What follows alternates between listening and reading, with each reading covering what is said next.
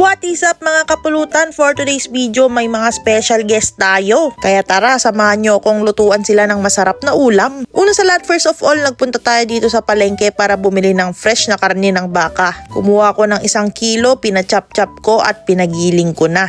Pagka-uwi, agad-agad na akong nagluto kasi nagugutom na yung mga special guest natin. Simple lang yung gagawin ko ngayon mga kapulutan. Giniling na baka lang tapos linagyan natin ng kalabasa. Naisip ko nga gawin yung content na to dahil nag-viral yung isa nating video. At merong nag-comment na basher. Sabi niya bastos daw ako, nakaka-insulto daw yung ginawa ko dun sa nagtitinda. Sa aso ko pa daw binigay imbis na sa mga taong nagugutom. Medyo na-off ako dito sa comment ni August Leo kaya pinost ko. Tapos ilang hours nag-viral siya. Ang daming nagtanggol sa akin mga kapulutan. Mga fur parents din. Mas masasarap pa nga yung pinapaulam nila sa mga dog nila. Sa akin 10 pesos na chicken nuggets lang, nagalit ka pa. May mga nagustuhan nga rin akong comment. Pag daw yung aso pinakain mo hindi kanya makakalimutan. Pero yung tao pag pinakain mo kaya kanyang kalimutan ng 3 araw lang. Pag yung aso binigyan mo ng pagkain, kakainin niya yan. Tatanggapin niya yan ng walang reklamo. Pag yung tao binigyan mo, sasabihin pa bakit yan lang? Bakit ang konti? Bakit ang alat? Bakit walang lasa? Imbis na mag-thank you, magpasalamat ka dahil binigyan ka. Ang dami mo pang reklamo. Yung mga aso hindi ganon kaya mas masarap pang pakainin yung aso minsan kaysa sa mga tao. Di ko naman linalahat pero marami din akong kakilalang ganon.